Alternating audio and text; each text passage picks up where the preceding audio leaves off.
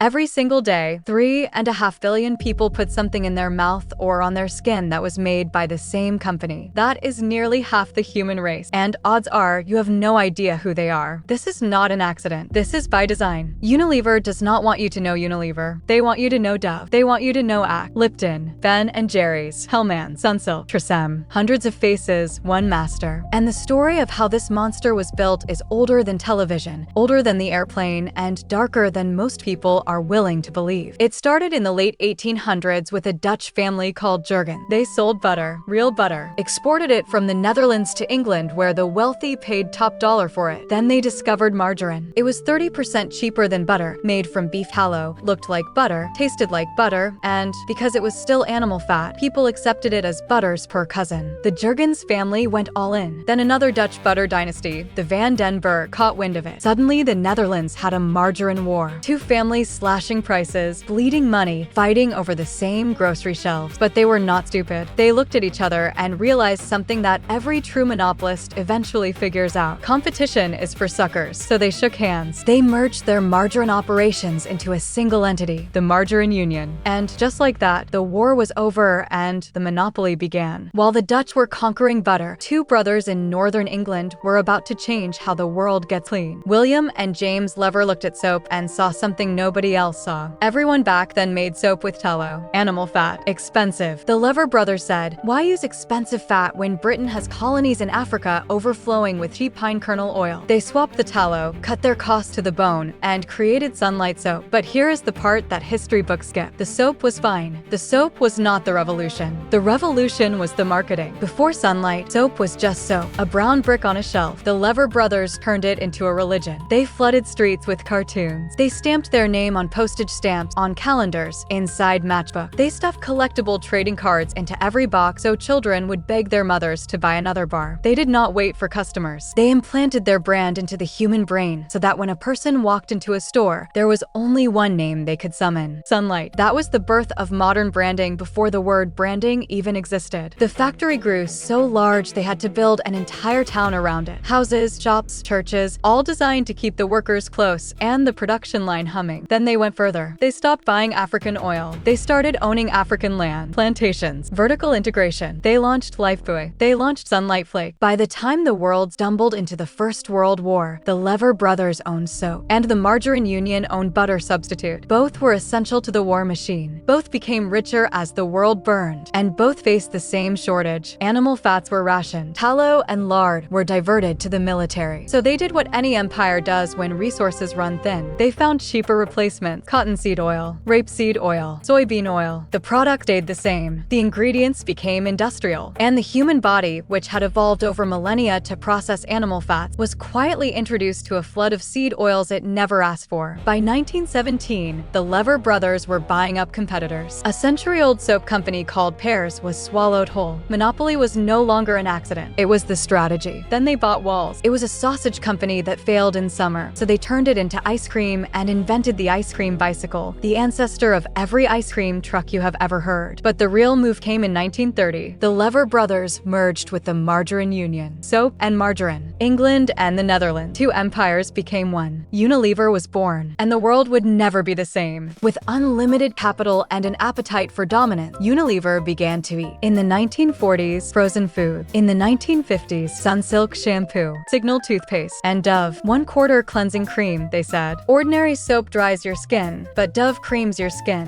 In the 1970s, they bought a small tea company called Lipton and turned it into the largest tea brand on earth. By the 1980s, they had Axe body spray and Clear Blue pregnancy tests. They even owned Calvin Klein for a while. Walk down any aisle in any grocery store on earth, and you are walking through Unilever's kingdom. They promise you health. They promise you beauty. They promise you the magical solution you have been searching for. But here is the question nobody wants to ask. If these products are so good for us, why does the rise of Unilever track almost perfectly with the rise of obesity, with the explosion of acne in the developed world, with dropping sperm counts, spiking infertility, hormonal chaos, and young men losing their hair and needing erectile medication in their 20s? These are not coincidences. These are correlations. And correlations demand explanations. Let us start in Kenya. 2007, a family named Johnson had worked a Unilever tea plantation for over a decade. They felt safe. Then 4 men with machetes broke into their home. They tortured the family and murdered the father in front of his children. This was not an isolated incident. Over the course of a week, 11 Unilever workers were slaughtered. The violence followed a disputed presidential election that sent the country into chaos. Unilever admitted it was a tragedy, but responsibility? No. How could they predict criminals would attack? Except they did predict it. Witnesses claimed Unilever employees threatened workers with violence if they voted for the wrong candidate. Workers begged management for protection. Management brushed them off. Internal meetings show executives discussing the likelihood of post-election violence. They knew. They simply chose to protect their equipment and their senior staff instead of their laborers. After the massacre, Unilever closed the plantation for 6 months. No pay. Workers who had watched their families butchered, who had spent weeks in hospitals, were abandoned. Unilever refused to cover the medical bills. In 2016, survivors sued. The case was dismissed because the Kenyan branch, they argued, was not really Unilever. 15 years later, the company quietly paid an undisclosed sum to a handful of victims. Too little, too late, and they learned nothing. In 2023, dozens of women at the same Kenyan plantations reported sexual abuse by managers. Sleep with me or lose your job. Unilever had faced identical allegations in 2013. They promised a zero-tolerance policy. They promised a reporting system. Women reported. Nothing happened. But at least the Dove marketing campaign supports women, right? As long as they are buying the soap, not making it. Then there is India. In the 1980s, Unilever decided to make thermometers. They set up a factory and hired local workers. The key ingredient was mercury, one of the most dangerous neurotoxins known to man. 2,000 years of human knowledge told us mercury destroys the kidneys, the liver, the nervous system, the immune system. It absorbs through skin. It vaporizes into the air. It enters the lungs, then the bloodstream, then the brain. Workers began showing symptoms: pain, vision loss, speech slurring, hearing gone. Unilever kept the factory running until 2001. By then, 45 workers were dead from mercury poisoning. 18 of their family members, exposed through contaminated clothing and dust brought home, were also dead. But the factory closing did not end the horror. The soil surrounding the plant contained 250 times the natural level of mercury. Toxic waste buried in the ground, poisoning the water, the crop, the children playing in the dirt. Unilever denied wrongdoing. They settled with former workers for an undisclosed amount in 2016. Then they moved on, and they are still moving. Recently, Unilever recalled nearly 20 dry shampoo aerosol products under brands like Dove, Nexus, Suave, and Tresemmé. The reason was benzene, a chemical banned by health agencies because even trace exposure causes leukemia and blood disorders. Products designed to be sprayed daily, directly onto the scalp, contained a known carcinogen. Think about how many years you, your mother, your sister, sprayed that onto your head without knowing. This is not ancient history. This is now. Axe Body Spray, the brand marketed to teenage boys, contains hydrofluorocarbon 152A, a forever chemical that accumulates in the body permanently. It is linked to fertility destruction, testosterone collapse, and cancer. It is classified as unsafe under California law. Dermalogica, another Unilever skincare line, uses BHA in some products. Great for exfoliation. Also great for causing cancer, disrupting the endocrine system, and destroying fertility. The Environmental Working Group, an independent nonprofit, ranks personal care ingredients by safety. Unilever brands consistently score poorly. Pond's products contain synthetic fragrances linked to dermatitis and allergies. Propylparaben, a preservative that mimics estrogen and ravages reproductive health. Octinoxate, another estrogen imitator that attacks the thyroid and disrupts brain signaling. The average American man uses 6 personal care products daily, exposing himself to 85 chemicals. The average woman uses 12, exposing herself to 168. We have more skincare products than any civilization in history. We also have more acne, more infertility, more hormonal dysfunction, and lower testosterone than ever before. Meanwhile, populations that do not drown in these products do not suffer the same rate. Ask yourself why. Unilever did not become a global empire by making the best product. They became an empire by mastering the art of making you believe their products are safe, necessary, and inevitable. They built their fortune on colonial plantations, cheap industrial oils, and marketing psychology. They expanded by swallowing competitors and burying scandals in legal delays and undisclosed settlement. They flooded the world with chemicals our bodies do not recognize, wrapped in packaging that promises purity. The truth is simple. When you stop putting substances on your skin and in your body that your biology must fight to process, you get something back. Energy, clarity, vitality. The state of the world is not going to fix itself. You will need every advantage you can get. And the first advantage is knowing exactly who made the bottle in your shower, the tea in your cabinet, and the ice cream in your freezer. Unilever is not a brand. Unilever is a shadow. And now you see it. Question everything.